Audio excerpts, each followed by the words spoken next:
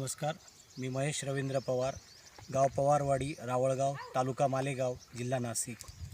सध्या अति पाऊस आणि दुष्काळ या सगळ्या नैसर्गिक आपत्त्यांमुळे मधमाशीचं प्रमाण कमी कमी होत जात होतं. याच्यामुळे आता मी शेवगा पीक करतो. या शेवगा पिकामध्ये फुलांना परागीभवन खूप महत्त्वाचं असतं, तरच आपण अपेक्षित उत्पादन करू शकतो.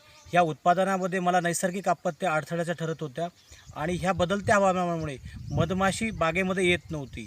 आणि ही मधमाशी न येणं हे सध्या डाळिंब पीक असेल, करडई असेल, सूर्यफूल असेल किंवा भाजीपाला पिकं आणि शेवगा या सगळ्या पिकांमध्ये मधमाशांचा रोल हा इम्पॉर्टंट असताना त्या मधमाशा कमी कमी आपल्याला बघायला मिळत होत्या. यासाठी अनेक प्रकारचे वेगवेगळे प्रयोग मी शेवगा याच्यामध्ये परागीभवनासाठी करून बघितले होते.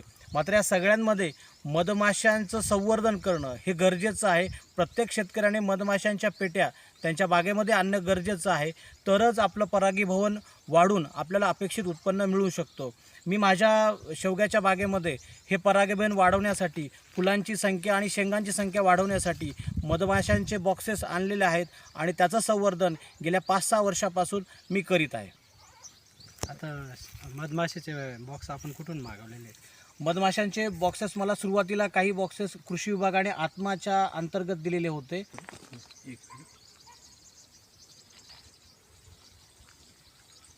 तुम्ही ना अजून दाबलं ना बटन?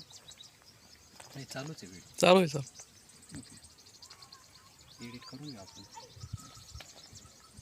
आपण सध्या ज्या मधुमक्षिका पालन पेटीजवळ उभे आहोत, या मधुमक्षिका पालन पेटीमध्ये आपल्याला इटालियन जी मेलिफेरा नावाची जात आहे ती आपण विशेषतः इथे आपण मागवलेली आहे.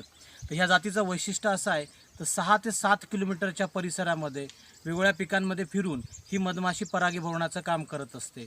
आणि ह्या मधमाशीमुळे साधारणतः शेवगा असेल, डाळिंब असेल किंवा इतर काही जे पिकं आहेत ज्याच्यामध्ये परागीभवनाचा रोल हा मधमाशांच्या माध्यमातून होतो, तर ह्या 25 ते 30% उत्पादन वाढवण्याचं काम ह्या मधमाशा करीत असतात. तर याच्यामध्ये हा बॉक्सेस आपण जो मागवलेला आहे याच्यामधनं आपल्याला वार्षिक 20 ते 25 किलोपर्यंत मधाचंही उत्पन्न मिळतं. म्हणजे दुहेरी फायदा या शेतकऱ्यांना याच्यातून आपल्याला मिळत असतो. एक तर शेतातलं उत्पादनही वाढत असतं, शिवाय मधुमक्षिका पालनातून आपल्याला 20 ते 25 किलो मध जे 500 ते 600 रुपये किलोने अतिशय प्युअर असं मध आपल्याला विक्री याच्यातून करता येते. म्हणजे एक छोटासा लघुउद्योग पण आपल्याला या ठिकाणी चालू करता येतो. ह्या पेटीची साधारणतः किंमत 4 ते 5 हजार रुपये प्रति शेतकऱ्याला येते. मला आत्मा अंतर्गत कृषी विभागाने ह्या पेट्या दिलेल्या होत्या. माझ्या शेवगा पिकामध्ये असतील, डाळिंब पिकामध्ये असतील, मला 25 ते 30% उत्पादनामध्ये फायदा दरवर्षी बघायला मिळतो इतर शेतकऱ्यांच्या तुलनेमध्ये. अशा पद्धतीने आज आपण पवारवाडी येथील श्री महेश पवार यांचे मधुमक्षिका पालन हे युनिट पण पाहिलं आणि मधुमक्षिका यांचं शेवगा किंवा अन्य डाळिंब, करडई त्यांनी सांगितल्याप्रमाणे किंवा आपण कांद्यासाठी बियाणं तयार करण्यासाठी ढोले लावतो आजूबाजूला, तर त्या पिकांमध्ये खूप महत्त्वाचा रोल या मधमाशा पार पाडत असतात.